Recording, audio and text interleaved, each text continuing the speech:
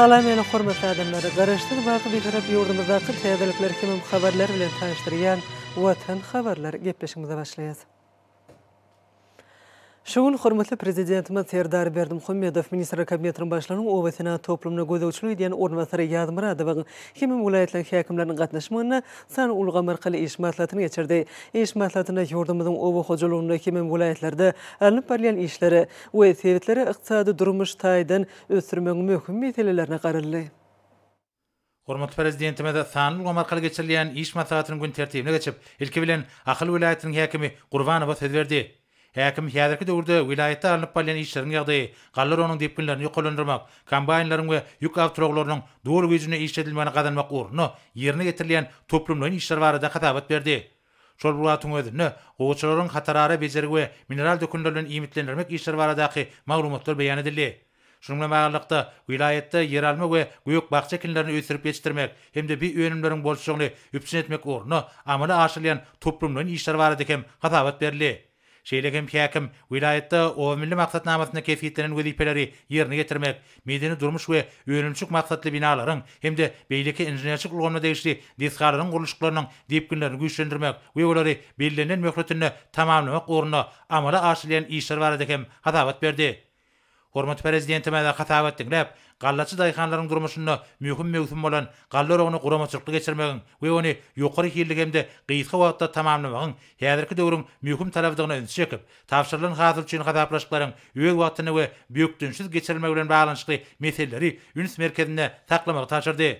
Döwlet başçylary wilaýatyň yer alma, göýük we bagça ekinleri ösürilip ýetişdirilýän meýdanlaryna agrotehnik çäreleriň öýg wagtyny we ýokary hilli geçirilmeginiň geljekki bol hatyryň kepilidigini beledi. Hemde bu urda alınıp barýan işleri talaba laýyk ýola goýmak babatda häkime bir näçe anyk görkezmeler berdi. Hormatly prezidentime de ýurdumyzyň wilaýetleriniň durmuşyk taýdan taýdaşly ösüşiniň üpsin edilmeligini belläp, gurulyp ulanaga berilmegi gözen ötülýän dürli maksatly deskalaryň guruluşlaryna ýokary hil derejesiniň üpsin edilmeligini we olaryň belirlenen möhletine ulanmaga berilmeligini aýtdy. Hemde bu urda degişli taşyklar berdi. Soňra döwlet başçylarymyz Balkyn wilaýatynyň häkimi Atakalliýewa söz berdi.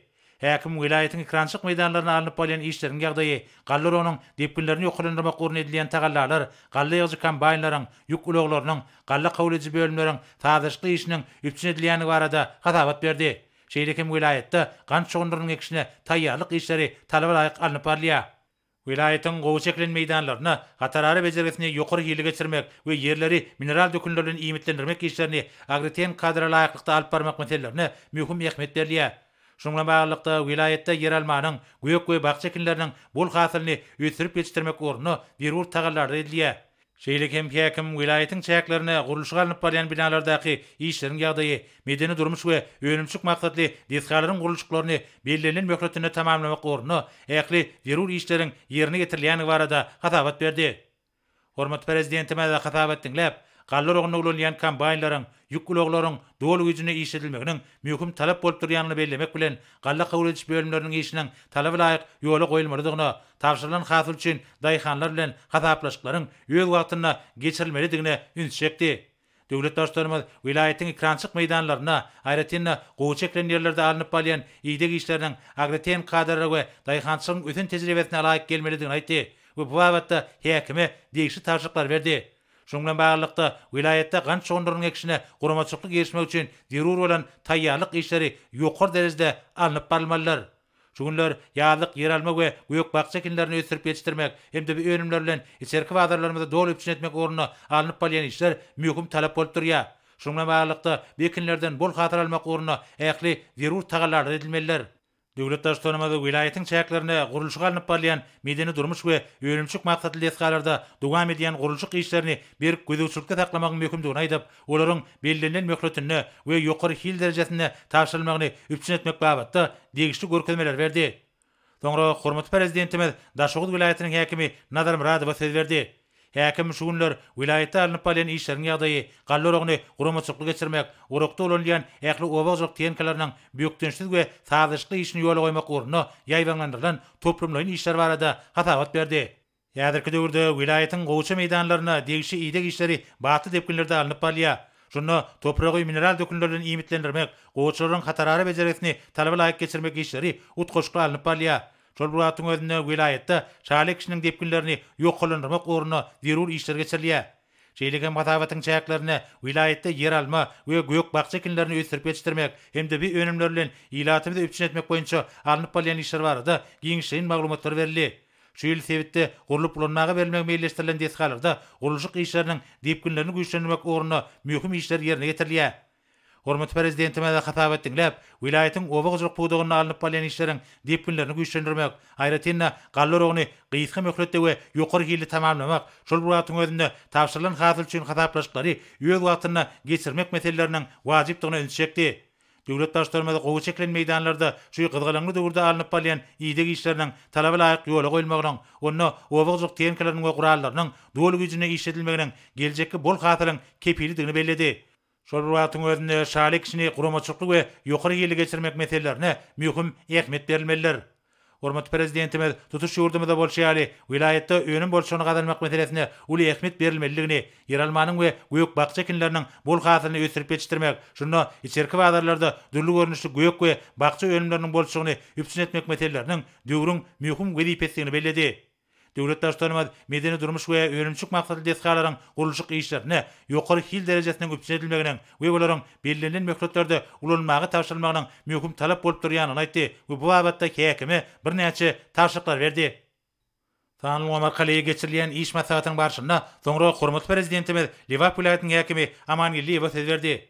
Häkim häzirki döwürde wilayetde alınıp bolýan mögümlerin obagjylyk işleriniň ýagdaýy, gallarognyň depkinlerini güýçlendirmek, urukda işledilýän obagjylyk tehnikalarnyň önürjüligini artdyrmak, şol buratyň özünde gowçylary agrotehnik taraplara laýyk derejede ýygyk etmek işleriniň barşy barada hatabat berdi. Şeýlegem wilayatyň ekrançyk meýdanlaryna yer almanyň gök we bakça ekinleriniň bol hasylyny ýetişdirmek, ýetişdirilen hasyly öz wagtyna we ýetkisi ýygnap almak hemde bazarlarda önüm bolşugyny üpçün etmäge munasyp goşunt goşmak ugruna amala aşyrylýan toplumlaryň işleri barada hatabat berildi. Wilayetde şaly kişi ýokary guramaçyk derejesinde dowam edýär. Häkim şu ýyl wilayetde ulanmaga berilmek meýilleşdirilen medeni durmuş we öňümçük maksatly desgalarda alınıp bolýan guruluşyk işler barada aýdyp, döwlet başlarymyň tapşyrygyna laýyklykda guruluşyklaryň ýokary hil derejesini üpçün etmek we olary belirlenen möhletlerde ulanmaga tapşyrmak ugruna zerur işleriň geçirilýänini belledi. Hormat prezidentime de hatap etdiňler, gallarogny guramaçylyk geçirmek boýunça işleri aýratyn gözegçilikde taklamagyň zerurdygyny aýdyp, urukda işledilýän kombaynlaryň we buğday daşamakda ulanýan awtologlaryň büýükdençli işini üpçün etmek, olary iş üstüne teň hyzmaty ýola goýmak meseleläriniň wajypdygyny belledi. Şunda tapşyrylan hasyl üçin hataplaşyklar öz wagtyny we büýükdençlik geçirilmelidir. Döwlet başlarymyz gowçylyk edilýän ýygyk işleriniň, şol sanyna hatarary bejergisiniň, mineral dökünlerden iýmitlendirmek işleriniň agrotehnik kadra laýyk derejede ýola goýulmalygyny aýtdy. Şol buratyň özünde wilayetde şaly kişi guramaçylyk we talaba laýyk geçirilmelidir. Ýurdumyzda yer almanyň gök we bakça ekinleriniň bol hasylyny ösürip ýetişdirmek, daýhanlaryň ihlasly häkmeti bilen ýetişdirilen hasyly öz wagtyna ýygnamak, bazarlarda önüm bolşugyny üpçün etmek meseleleri häzirki döwrüň möhüm talap bolup durýar. Şunda yerleriň hasyllygyny artdyrmak, tuw serişlerini tygyşytly peýdalanmak meselelerine häzirki zaman almanyň gazananlaryna laýyklykda çemilişilmelidir.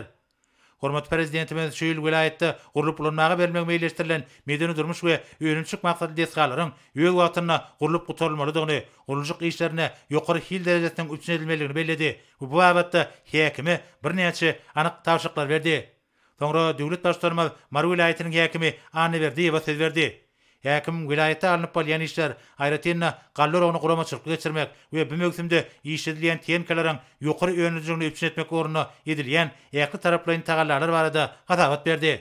Ýazyrky döwürde wilayatyň ekrançyk meýdanlaryna degişi ýygyk işleri alınıp bolýar. Şunda gowçanyň hatarary bejergisine, mineral dökünlerden iýmitlendirilmegine möhüm ähmiýet berilýär. Ýygyk işlerine ulanýan obagjylyk tehnikalarnyň dowul güýjüne işledilmegi, olaryň tazyşlyk hereketiniň üpçün edilmegi üçin zerur bolan guramaçylyk işleri ýerine getirilýär. Häkim wilayetde gant çogundrynyň ekişine görülýän taýýarlyk işler barada aýdyp, yer almanyň gök we bakça ekinleriniň bol hasylyny ösürip ýetişdirmek ugruna edilýän tagallar barada hem hatabat berdi. Şunda içerki bazarlarda önüm bolşugynyň berkitilmegine möhüm ähmiýet berilýär.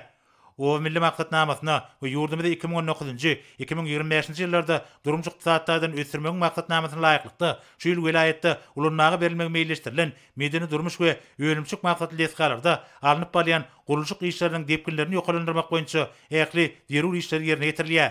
Döwlet başlarymada hatabat dinläp, vilayetde gallar ogny guramaçykly geçirmek, möhümde bolýan dürli görnüşli obozok tenkalarynyň dolu güjüne işledilmegine gadanmak meselelerining wajypdygyny aýtdy. Şonuň bilen baglanykda galla kabul ediş bölümleriniň işi talap laýyk ýola goýulmalylar we tapşyrylan hazyr üçin hataplaşyklar öz wagtyny geçirilmeliler.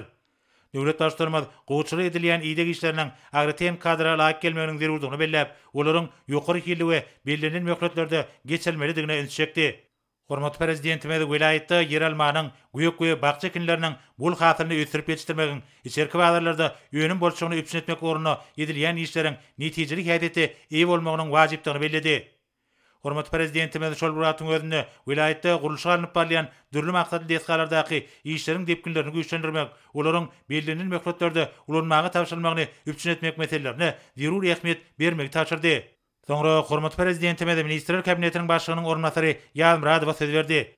Vice-premier häzirki döwürde ýurdumyzyň ekrançyk meýdanlaryna alınıp barlayan işleriň ýagdaýy, ýetişdirilen bugdoý hatyryny ýetkizip ýygna bilmek boýunça ýaýlandyrylan giň möçürli işler, şol bir wagtda gowy çekilen meýdanlarda alınıp barlayan ýygyk işleri we ýarlyk yer almadan güýük bagça ekinlerden ýokary hadyr almak ugruna amala aşyrylýan hemme taraplaryň tagallarlar barada hadabat berdi. Ýurdumyzyň vilayetlerine möhümlerin obagjylyk işler bilen bir hatarda ekrançyk ýerleriniň suw üçin gowlandyrmak, suwy netijeli peýdalanmak we suw ýetkilerini azaltmak maksady bilen toplumdan işler amala aşyrylýar. Hormat prezidentime de hatabat dinläp, obagjylygynda möhüm azaplanýan gallar ogynyň guramaçykly geçirmegi, ýetişdirilen hatyryň talaba laýyk saklanmagy we gaýtadan işlenmegi, şol buratyň özüne tapşyrylan hatyr üçin hataplaşyklaryň ýöl wagtyna geçirilmegi möhüm talap bolup durýar diýip bu wagtda degişik görkezmeler berdi.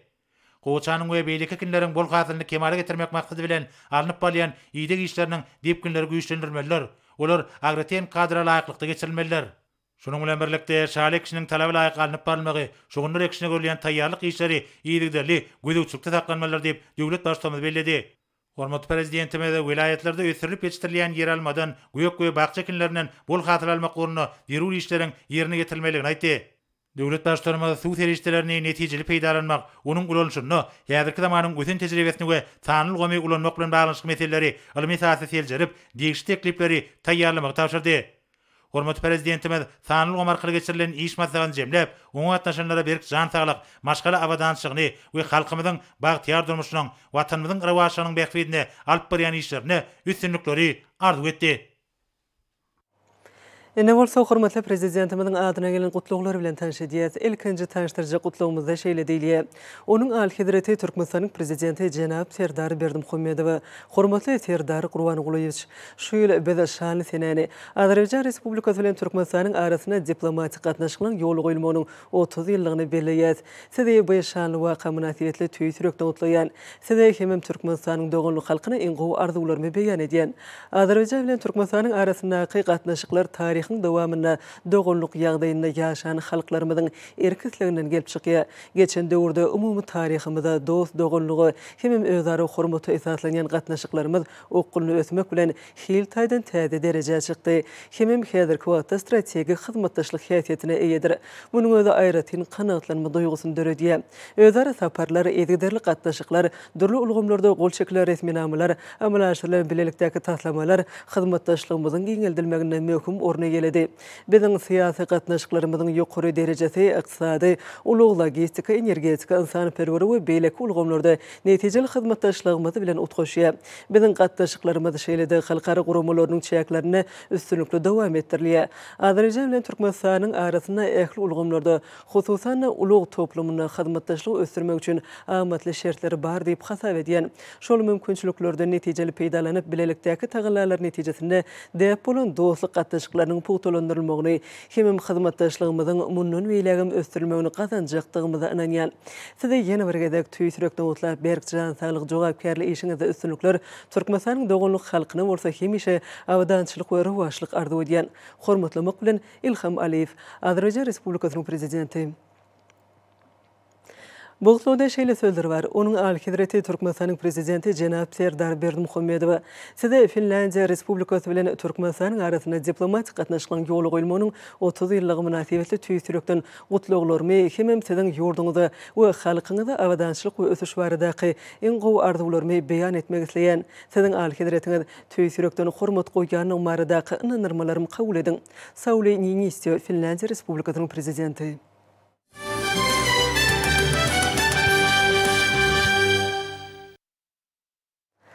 Paytahtımızda 2 yıl devam eden berkarar devletin täze ýamynyň galkynşy döwrüne alym, tehnika we innowasion tehnologiýalary atly halkara ilmi maslahatyny alymy barlygylan iler tutulýan ugurlary boýunça özara gatnaşyklar täze tehnologiýalary işläp taýýarlamak we olary önümçilikde ulanmak boýunça pikir alşanly.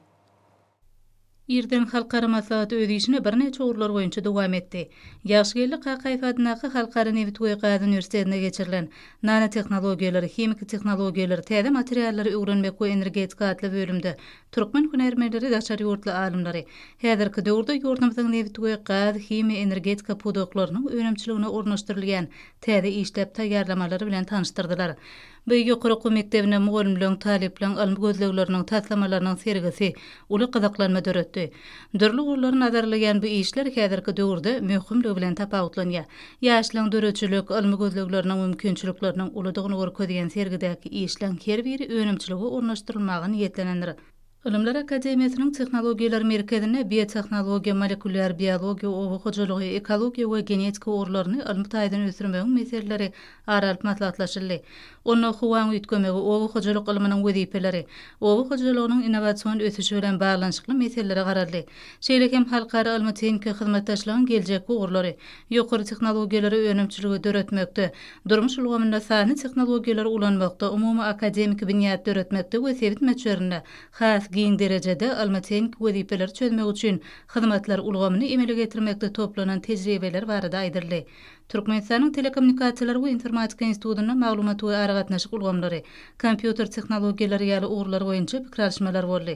Şeýle hem aragatnaşyk ulgamyny öňde barjy tehnologiýalary ornaşdyrmak, program öpçünçiligi, kosmos we hemra aragatnaşyk ugurlary, ulug logistik ulgamy, şäher hojalygyny dolandyrmak ýaly ugurlaryň täzeçil tehnologiýalarynyň tanışdyrylşy guruldy.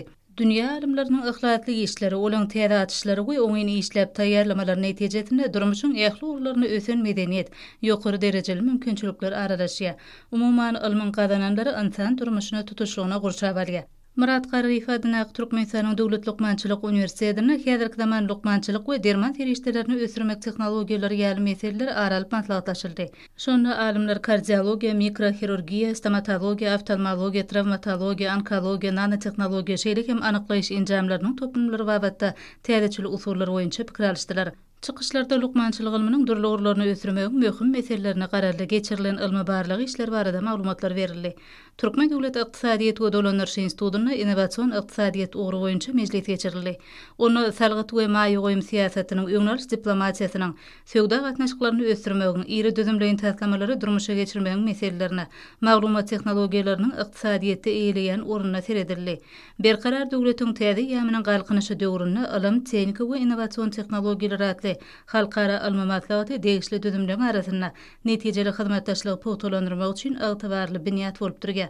Sanly ulgama mümkinçilikleriniň ulanylmagy bolsa, halkara derejetine geçirilýän çäreli mümkinçiliklerini, çägini hasam artdyrýar. Öňe sürilýän başlangyçlary dünýäň türli ýurtlarynyň alimlary bilen aralyp maslahatlaşmak üçin giň ýol açýar.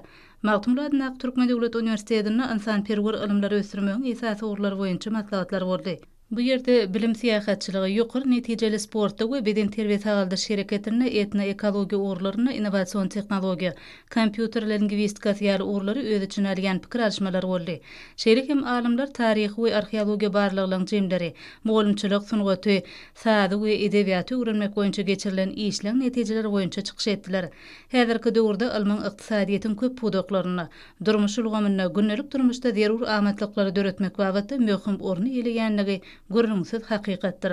Berkarar döwletiň täze ýamynyň galkynşy döwrüne alym, tehnika we innowasion tehnologiýalary atly halkara ilmi maslahatyň jemleýici mejlisinde daşary ýurtly alimler türkmen kardeşler bilen hyzmatdaşlyk gatnaşyklarynyň giňeltilmegine uly gyzyklanma bildirýänliklerini nykdadylar. Şunna yurdumyzda häzirki zaman alma düzümün hormaty prezidentimizin iýdigderli gollagy üns berme netijesinde täzeçil usullary ösdürmek üçin zerur bolan mümkinçilikler we şertler bardygy bellenildi. Onda çykyş edenler 2 gün dowam eden bu maslahatyň bölümlerini aral maslahatlaşylan almaň durluglaryna haky täze teklipler, alma gözleglen netijeligi, täze oýlap tapmalary önümçiligi ornaşdyrmagyň wajipligyny noktadylar. Halkara maslahatyna san ulgam arkaly gatnaşan dünýäniň 20 ýurdunyň alma düzümleriniň wekilleri, türkmen kardeşler bilen geljekde de bilelikde iş alyp barmagyň derwaýatlygyny noktadylar. Onda halkara alma maslahatyň garaşsyz hemişelik bitirip Türkmenistanyň alma ösüşlerini dünýäge ýaymak hemde almyň gadananlary boýunça tejribe alşmak babatyna ähmiýetiniň ören ullugy bellenildi. Maslahata gatnaşyjylar döredilen bu mümkinçilik üçin gahrman arkadagly serdarymyza hoşallyk sözlerini beýan etdiler. Hormatly prezidentimize ýüzlenmän kabul edilmegi bilen halkara maslahat öz işini tamamlady. Hormatly prezidentimizin Ak Pataty bilen badalgalan galla urugy ýurdumyzyň Lewap welaýatyna da guramaçylykly we gyzgylyňly dowam edýär. Galla hasylyny gyýtgy wagtda isrepsiz ýygnap, watan harmana tapşyrmaklyk üçin gaýratly zähmet çeken gallaçylara gyýtgy wagtlyk hareketme döwrüne medeni hyzmatlar talablaýyk ýoly goýulýar. Bu bolsa zähmet söýür gallaçy daýhanlarymyza hasam önürjülükli zähmet çekmegi tergi berýär. Bagdaýhanlar üçin möhüm hemem jogapkärli döwür bolan galla urugy ýurdumyzyň Lewap welaýatyna da guramaçylykly we gyzgylyňly dowam edýär. Welaýatda galla urugynyň çalty we gyýsga döwürde guramaçylykly geçirilmegi ýetişdirilen galla hasylynyň isrepsiz ýygnalyp, watan harmana tapşyrylmak üçin ähli zerurlyklaryň gözüňe tutulýanlygy bellerliklidir. Welaýatyň medeniýet we sunugat ustadlarynyň halkyň arkadagy zamanasy ýylynyň galla harmanyna özleriniň sallamly goşantlaryny goşýan gallaçy bagdaýhanlarymyzyň arasyna ýygyderli bolup, olaň ağrımasyny ýetirmekde münasip işler alyp barýarlar. Bagdaýhanlaryň arasyna wagt nesihat işlerini geçirmekde welaýatyň jemgyýetçilik guramalarynyň aýratyny işçilik görkezýänliklerini belläp geçmek ýakymlydyr. Arkadagy serdarymyzyň ýol başlygyny diýarymyzda amal aşyrylýan beýik işleri, owa dünýäsiniň gözelliklerini Bagdaýhanlaryň tutan ýerli zähmet bilen kemal eýlen ak buğdoy, nurany geljek wasp edýän şirin owazly aýdymlary, ajaýyp tabiatymyz, milli ruhumyz bilen sazlaşýan milli mirasymyzy mukaddes depde sorularymyzy şöhrelendirgen berkarar döwletiň täze ýamynyň galkynyşy döwrüniň belent ruhy bilen sazlaşygyny emele getirýän folklor çykyşlary zähmet söýür gallaçylar tarapyndan gyzgyn garşy alynýar. Bagşy sazanylaryň belent owazlary bolsa rysgal bereketli zamanamyzyň sinasy bolup çar tarapy ýaňsalýar. Meden çäreliň dowamyna galla urugyna has ýokary netije görkezýän kombaynçylara, gallada şaýan awtologlaryň sürjülerine, ustad kärençilere jemgyýetçilik guramalary tarapyndan sowgatlar goşurylýar. Galla urugynyň gyzgylyňly dowam edýän ýerlerine sergi, azyk hemem zerur bolan günnelik harytlary özüne jemleýän sowda satyw işleri göwnü jaý gurulýar. Ülkemizin günnägör sebitiniň gallaçy kärençileri, ustad owa hojalykçylary watanymyzyň owasyna toplumyny ösdürmekde beýik tutumlary amal aşyrýan, zähmet çekmek, ýerden bol hasyl almak üçin giň şertlere döredip berýän owa adamlaryna belen sarpa goýan arkadagy serdarymyza alkyş hemem hoşallyk sözlerini beýan edýärler. Berkarar döwletiň täze ýamynyň galkynşy döwrüne ruhy taýdan kemil, terbiyeli, ılımly, bilimli, kemil, watan söýüji ýaş nesliň kemale getirilmegi hormatly prezidentimiziň alyp barýan siýasatyny döwlet ähmiýetli iler tutulýan tutumly wezipeleň beri bolup durýar. Ýurdumyzda durmuşa geçirilýän beýik işler ýaş nesli her bir türkmen sanlygyny täze zähmet üstünliklerini ruhlandyrýar.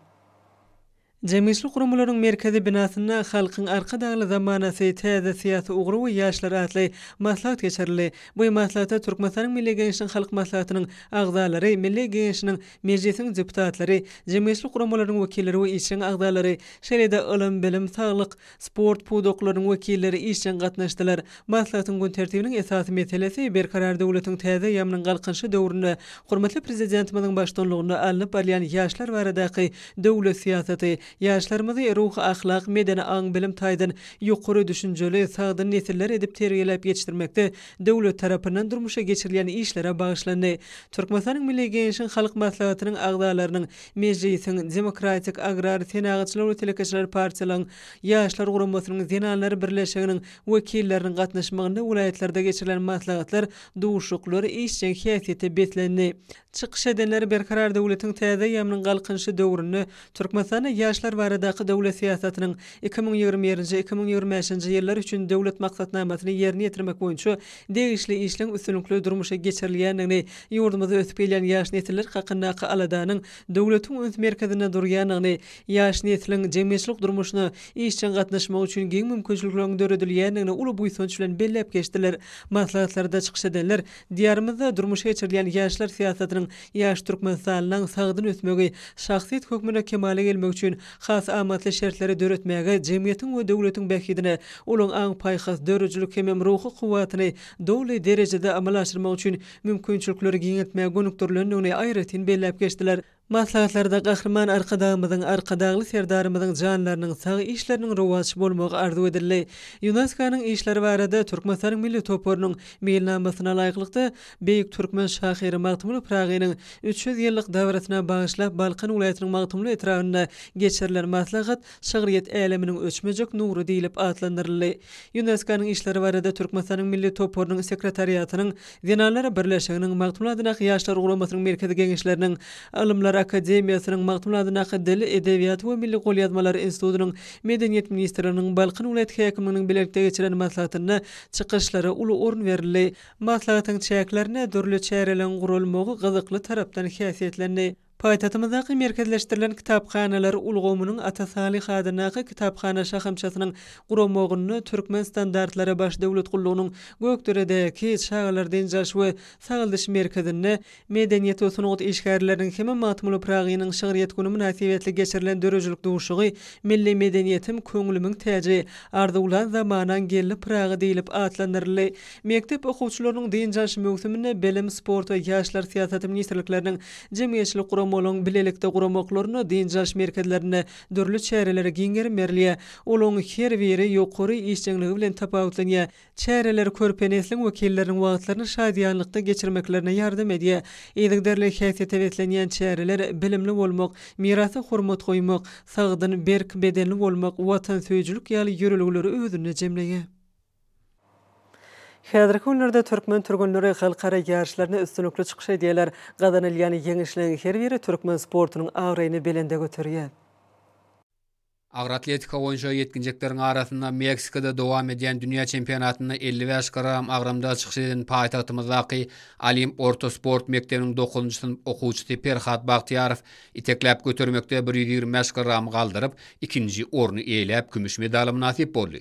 Ýaş türgünimiz umumlukda 4-nji orny eledi.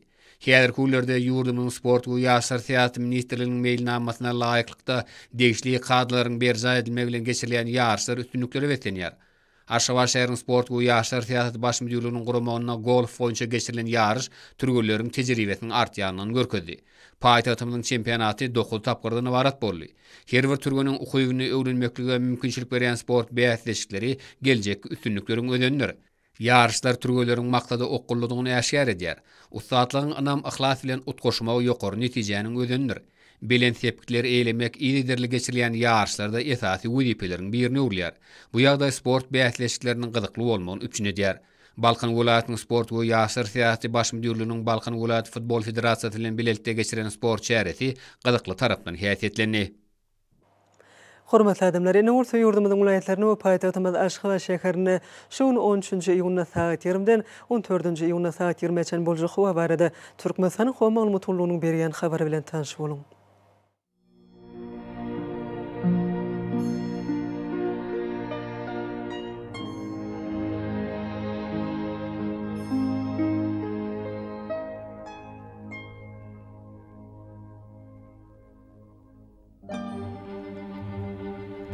Balkan welaýatyny ýetkäpdirýän bulutly howawul Demrad Gunatardan teýlese günde 9-14 metr etýän şemal öser. Howa gejesine 25-30 gradus maýyl, gündüzine 36-41 gradus yssyk bolar.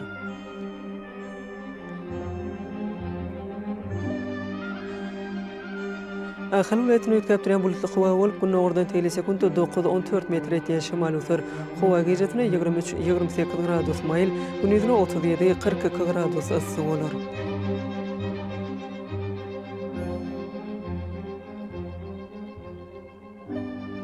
Mara welaýatyny ýetkäpdirýän bulutly howawul gündüzine teýlese günde 8-13 metr etýän şemal öser.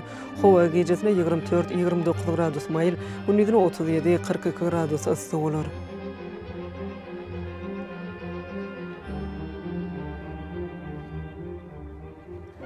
Lewap vilayetine azken bulutlu hava olup limonad günü oradan teylesi günde 9-14 metre etken şimal öser hava gecetine 23-28 gradus mayıl, günüdüne 36-41 gradus ısı olur.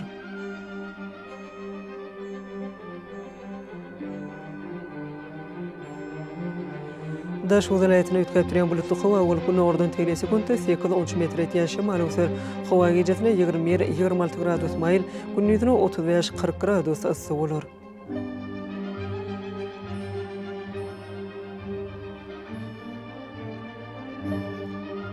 Paytahtymyz Aşgabatda ütkep duran bulutly hawa bolup günü oradan teylesi günde 8-11 metre etken şimal öser hawa gecetine 24-26 gradus mayıl, günüdüne 38-40 gradus ısı olur.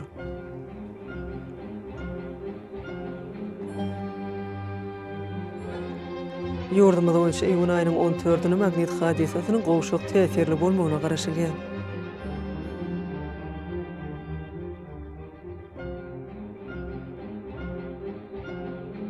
Eýdi watandaşlar, Tomuz pasyny howanyň derejesiniň ýokurlanýanyny nazara alyp, pasylaryň aýratynlyklaryna laýyklykda geyinmegi, bunyň ýeti şöhretinden gorunmagy, şeýle-de ýurdumyzda hereket edýän şahsy we jemgyýetçilik arasaçylyk tertip düzgünlerini berja etmeňizi maslahat berýäs.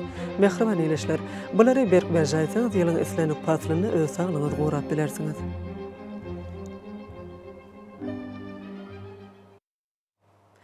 Mehriban adamlar, şuňlany watan habarlar gepleşigimiz jemleýäs.